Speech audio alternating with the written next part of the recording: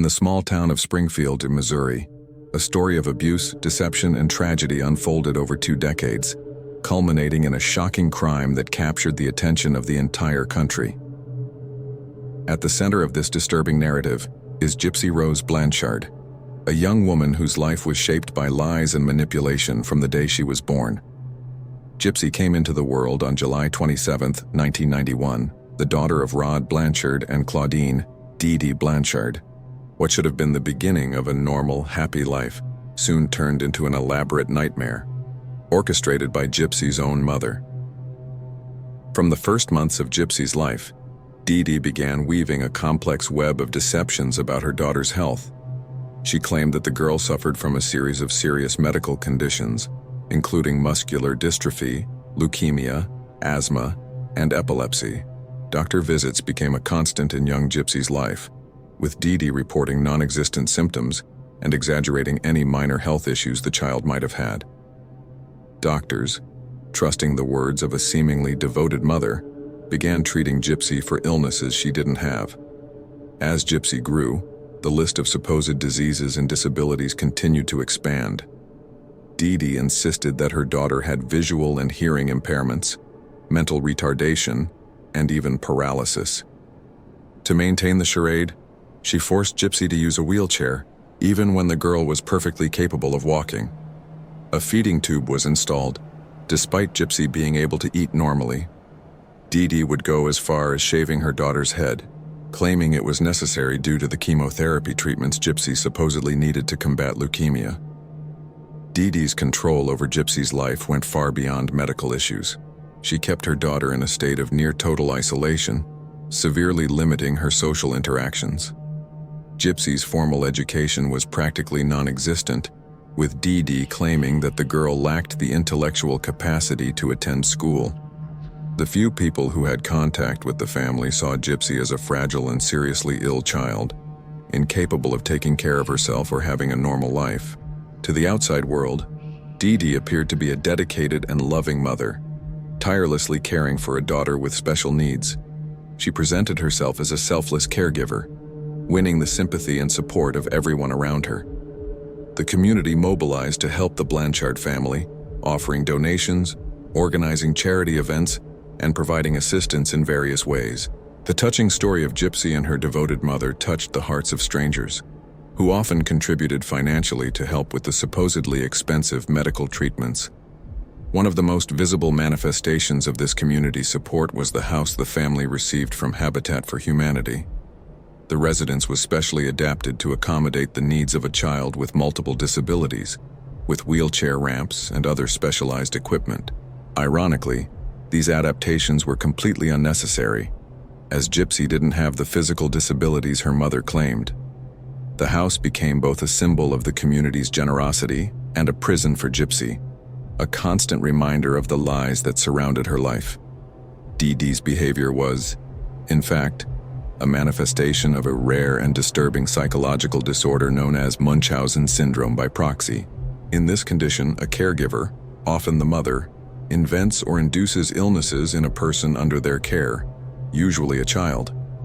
The goal is to obtain attention, sympathy, and benefits associated with the role of a dedicated caregiver. In Dee Dee's case, this syndrome manifested in an extreme and prolonged manner, with devastating consequences for Gypsy. As Gypsy entered adolescence, she began to develop a growing awareness that something wasn't right in her life. Moments of lucidity and doubt began to emerge, although years of manipulation and gaslighting made it difficult for her to trust her own perceptions. Gypsy occasionally questioned why she needed certain medications or treatments, only to be quickly silenced and convinced by her mother that they were absolutely necessary. Fear and confusion mingled with a growing desire for independence and normalcy. Gradually, Gypsy began to realize that she was capable of doing things her mother insisted were impossible for her. She could walk without the wheelchair when Dee Dee wasn't around. Her vision was normal, contrary to what her mother claimed. These discoveries, although frightening, planted the seeds of a desire for freedom that would only grow over time. However, any attempt by Gypsy to express these doubts or seek independence was quickly stifled by Dee Dee, who reinforced her control through emotional manipulation and veiled threats. The isolation imposed by Dee Dee was intended to keep Gypsy dependent and unable to seek help or information on her own. However, with the advent of the internet and social media, small cracks began to open in Gypsy's carefully controlled world. When she had access to a computer or smartphone, usually in secret, she began to explore a world beyond the walls of her home and the limitations imposed by her mother. These online explorations would be the first step in a journey that would lead to dramatic and unpredictable events. In 2012, at 21 years old, although Dee Dee insisted she was only 15, Gypsy made a discovery that would change the course of her life. Through a Christian dating site, she met Nicholas Gaudejon, a young man from Wisconsin. This online encounter marked the beginning of a secret relationship that offered Gypsy her first real experience of romantic connection and the feeling of being understood by someone outside her mother's control. The conversations with Nicholas, hidden from Dee Dee, became a refuge for Gypsy, a space where she could be herself, free from the lies and manipulations that dominated her daily life. The relationship with Nicholas, although virtual, quickly intensified. Gypsy shared with him details about her life, including growing doubts about her health and her mother's controlling behavior. Nicholas, in turn, offered empathy and the promise of a different future. For Gypsy, one who had never experienced a romantic connection before, the relationship represented not just love, but also a possible escape route from the oppressive situation she lived in. The secret conversations and plans for a future together fueled Gypsy's dreams of a normal life, free from the restrictions imposed by her mother. As Gypsy's relationship with Nicholas developed, her life at home became increasingly unbearable. Dee Dee's lies seemed more evident, and Gypsy's desire for independence grew daily. She began planning ways to escape, but years of conditioning and fear made it difficult to act. Gypsy tried to run away a few times, only to be found and brought back by Dee Dee, who reinforced her control through emotional punishments and veiled threats. Each failed escape attempt only increased Gypsy's desperation and her determination to find a permanent way out of her situation. Gypsy's frustration and despair reached a critical point in 2015. After years of abuse, manipulation, and imprisonment in a life that wasn't hers, she began to consider drastic measures to free herself. In secret conversations with Nicholas, Gypsy expressed her desire to definitively rid herself of her mother's control. What began as outpourings from a desperate young woman soon transformed into a concrete and dark plan. Nicholas, influenced by his own psychological issues and the desire to be Gypsy's hero, agreed to help her eliminate what they both saw as the source of all her suffering, Dee Dee. On the night of June 12, 2015, the plan was put into action. Nicholas Gaudejon traveled from Wisconsin to Missouri, secretly entering the Blanchard home. Gypsy Myers, who had given Nicholas a knife, waited in the bathroom while he entered the bedroom where Dee Dee slept. What followed was an act of brutal violence. Nicholas stabbed Dee Dee multiple times, resulting in her death. Gypsy, hearing everything from the bathroom, waited until the act was consummated. The silence that followed marked the end of years of abuse, but also the beginning of a new and tumultuous phase in Gypsy's life. After the murder, Gypsy and Nicholas fled to Wisconsin, taking money and some belongings from the house. For Gypsy, these first moments of freedom were a confusing mix of relief, guilt, and fear. For the first time in her life, she was free from her mother's control, but the weight of her actions began to sink in. The couple spent a few days in hiding, trying to process what had happened and planning their uncertain future. Meanwhile, in Springfield, Dee Dee and Gypsy's absence began to be noticed by neighbors and friends. The discovery of the crime occurred in an unexpected and modern way. A disturbing post appeared on Dee Dee's Facebook account, stating, "That bitch is dead." This message, actually posted by Gypsy, triggered a wave of concern among friends and online followers of the Blanchard family. When police were called to perform a welfare check at the Blanchard residence, they encountered a shocking scene. Dee Dee's body was found in her bedroom, days after the murder. Even more surprising was the absence of Gypsy, whom everyone believed to be a seriously ill young woman incapable of taking care of herself. The search for Gypsy Rose Blanchard quickly turned into a murder investigation. Authorities, initially fearing for the safety of a supposedly vulnerable victim, soon uncovered a much more complex story. Through online records and testimonies from acquaintances, police tracked Gypsy to Wisconsin, where she was found with Nicholas Godejohn. The couple's arrest revealed a shocking truth. Gypsy was not only alive but was capable of walking, talking, and taking care of herself, contradicting everything that was believed about her. The revelations that followed Gypsy and Nicholas's arrest shocked the community and captured national attention. The story of a devoted mother caring for a severely ill daughter was unmasked as an elaborate web of lies.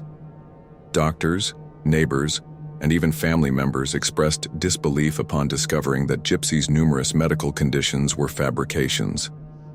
The initial sympathy for the missing victim quickly transformed into a complex mixture of shock, compassion, and confusion as details of prolonged abuse and manipulation came to light. Gypsy Rose Blanchard's case raised profound questions about child abuse, medical fraud, and the limits of self-defense. While some saw Gypsy as a victim who finally freed herself from unbearable abuse, others considered her a cold-blooded murderer. The public found itself divided, debating the moral and legal complexities of the case. The story touched on universal themes of freedom, identity, and the complicated bonds between parents and children, sparking heated discussions about justice, responsibility, and the lasting effects of psychological trauma. The trial of Gypsy Rose Blanchard and Nicholas Godejohn attracted intense media and public attention. The court hearings revealed shocking details about Gypsy's life under DD's control. Mental health experts testified about the psychological effects of prolonged abuse and Munchausen syndrome by proxy. Gypsy's defense argued that her actions were the result of years of manipulation and abuse, presenting her as a victim who saw no other way out besides violence. On the other hand, the prosecution emphasized the gravity of the crime committed, arguing that regardless of the circumstances, premeditated murder could not be justified. During the trial, Gypsy spoke publicly for the first time about her experience. Her emotional testimony painted a vivid picture of a life lived in confinement and deception. She described how DD convinced her she was ill, administered unnecessary medications, and subjected her to surgeries without real medical indication. Gypsy also spoke about the social isolation imposed by her mother and how it affected her emotional development and ability to distinguish reality from fiction. Her moving account left many in the courtroom, including some jurors, visibly shaken. Nicholas Godejohn's case was tried separately. His defense argued that he had diminished mental capacity and acted under Gypsy's influence, whom he saw as a damsel in distress who needed to be saved. However, the evidence presented, including text messages and testimonies, showed that Godejohn was aware of the nature of his actions and actively participated in planning the crime. The jury found him guilty of first-degree murder, and he was sentenced to life in prison without the possibility of parole. The sentencing of Gypsy Rose Blanchard reflected the extraordinary circumstances of her case, balancing the gravity of the crime with recognition of the abuse she endured. In 2016, Gypsy pleaded guilty to second-degree murder and was sentenced to 10 years in prison. Many considered this sentence lenient given the circumstances, taking into account the history of abuse and manipulation Gypsy suffered throughout her life. The judge expressed hope that during her time in prison, Gypsy would receive the necessary psychological support to process her trauma and prepare for life in freedom. Gypsy's conviction generated mixed reactions from the public. Many expressed compassion, viewing her as a victim who finally freed herself from an unbearable situation, albeit through tragic means. Others argued that despite the mitigating circumstances, murder could not be justified. The case sparked intense debates about the limits of self-defense, the nature of psychological abuse, and the failures in child protection and health systems that allowed DD's abuse to continue undetected for so long. During her time in prison, Gypsy Rose Blanchard underwent an intense process of self-reflection and therapy. For the first time in her life, she had the opportunity to explore her own identity, free from her mother's controlling influence. The years of incarceration, though difficult, offered Gypsy a structure and stability she had never experienced before. She completed her education, obtaining a high school diploma, and participated in counseling and personal development programs. These years also gave her time to process the traumatic events of her life and begin to build a vision for her future. Gypsy Rose Blanchard's case had a significant impact beyond her personal story. It drew attention to Munchausen syndrome by proxy, a poorly understood and often undiagnosed psychological disorder. Health professionals and social workers began to examine more closely cases of children with complex medical histories and overly involved parents. The case also highlighted the importance of more rigorous verification systems in hospitals and clinics to prevent medical fraud and protect vulnerable children from abuse disguised as care. Gypsy's story captured the imagination of the public and media, resulting in several documentaries, television series, and books. These productions explored not only the details of the case but also broader issues of child abuse, psychological manipulation, and the limits of justice. The documentary series Mommy Dead and Dearest and the dramatized series The Act brought Gypsy's story to an even wider audience, generating discussions about the moral and ethical complexities of the case. These media representations also raised questions about media responsibility in portraying such sensitive and traumatic stories. As Gypsy's time in prison neared its end, debates arose about her reintegration into society. Many expressed concern about how she, having spent most of her life in a controlled and manipulated environment, would adapt to normal life. Mental health and rehabilitation experts emphasized the importance of a carefully structured transition plan, including ongoing psychological support, training in independent living skills, and assistance in building healthy relationships. On December 28, 2023, Gypsy Rose Blanchard was released from prison, having served approximately 85% of her sentence.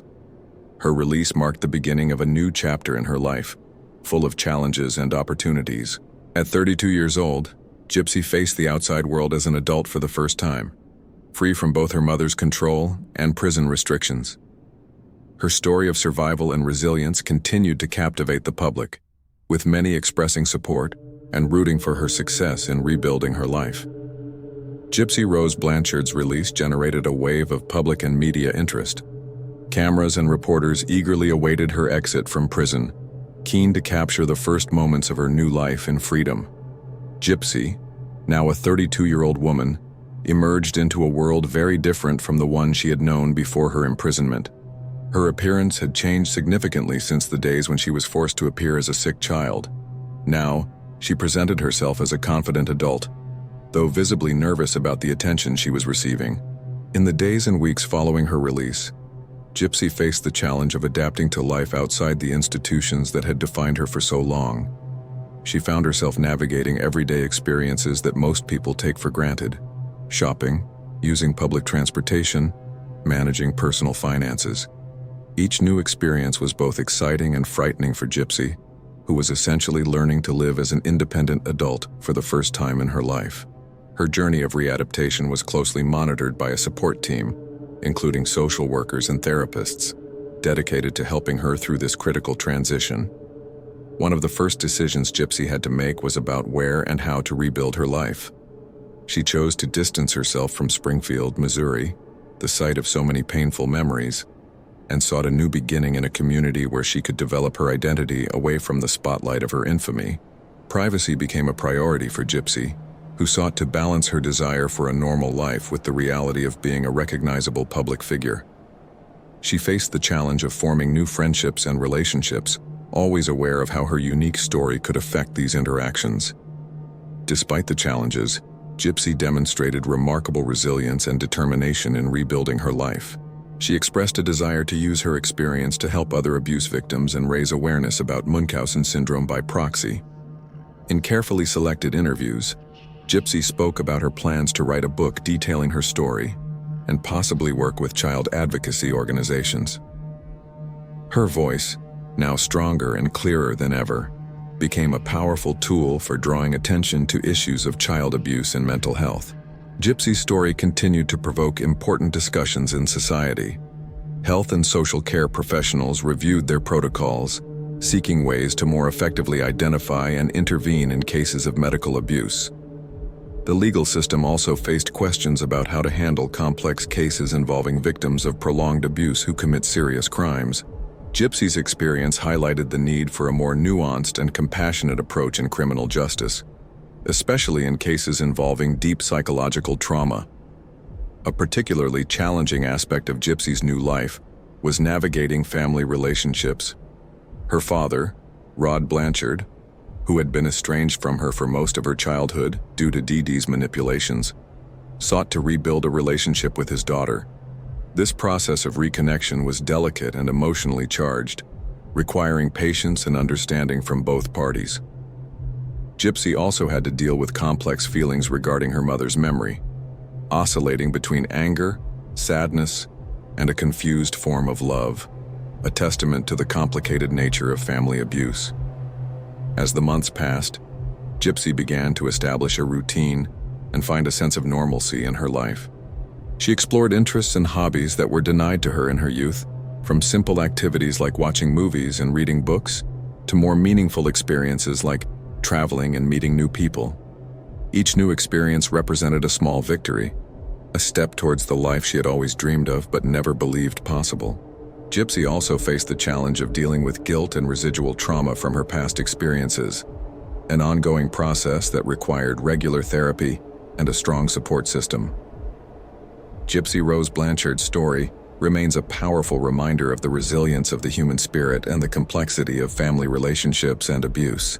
Her case continues to fascinate and disturb, raising important questions about justice, forgiveness, and the ability to start anew after traumatic experiences. As Gypsy continues her journey of healing and self-discovery, her story serves as a catalyst for crucial conversations about child abuse, mental health, and the flaws in systems designed to protect the most vulnerable. Gypsy's future, though uncertain, is marked by cautious hope, both for her and for those who have followed her extraordinary journey.